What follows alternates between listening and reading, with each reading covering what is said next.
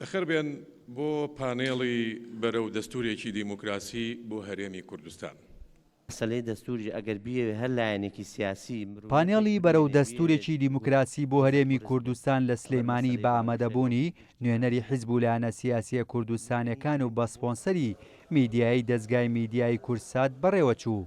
دەستور کۆکەرەوەی جیاوازیەکانی ژوێنە ناو هەرێمەکەمانە. قادر حەمەجان عەزیز ئەندامی ئەنجومەنی باڵای سیاسی و بەرژەوەندی یەکێتی نیشتیمانی کوردستان ڕایگەیاند دەستور بۆ خەڵک دەنووسرێتەوە بۆ مەبەستەش دەبێت کورد خاوەنی یەکریزی و یەک وتاری سیاسی بێت.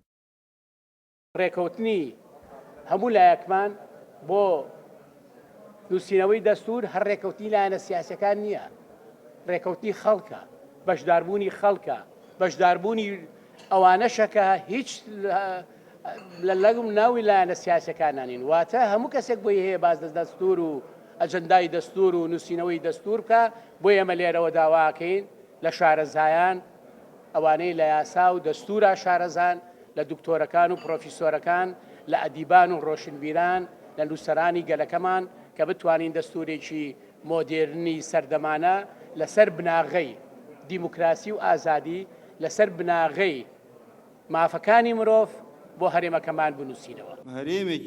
ئەندامێکی مەکتەبی سیاسی کۆمەڵی دادگەری کوردستانیش دەڵێت دەستور پێویستی بە هەمانجی و تەبایی نێوان حیزب و لایەنە سیاسیەکانە بۆ ئەوەی کاری لەسەر بکرێت. کە ئێمە بمانە هەرێمێکی دەستوریمان هەبێ پێم وایە کۆمەڵی هەنگاویتر هەیە بینین یەکێ لەوانە یەخستنەوەی هێزی پێشمەرگە، یەخستنەوەی هێزەکانی ئاسایش، باشترکردنی بژێوی خەڵک، بەرپاکردنی شەفافێت و دژایەتی گەندەڵی و ڕۆڵدانی زیاتر بە دامەزراوەکە. حەزەکەم من باسی شتێکترم کرد. ئەندامێکی ئەنجومەنی سەرکردایەتی پارتیش بە گرنگیەوە باز لە دەستور دەکات بۆ هەرێمی کوردستان و دەڵێت دەستور تەنها بۆ حیزبێکی سیاسی نییە. ئێمە پێمان وایە کە دەستور ضرورەتێکە بۆ هەرێمی کوردستان، بەڵام بۆ ئەوەی لە چوارچێوەیەشی لە کەشوهەوایەکی ئارامە ئێمە بتوانین قسە لەگەڵ یەکتری بکەین و مادە و بەندەکانی دەستور بنووسینەوە پێویستمان بە زەمینە سازیەک هەیە.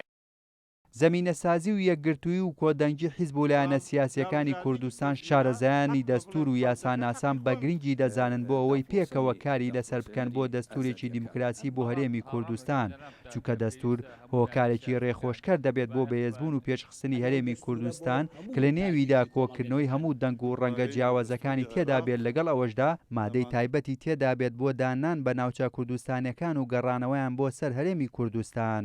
هێمن کەمال، کورسات نیوز، سلێمانی.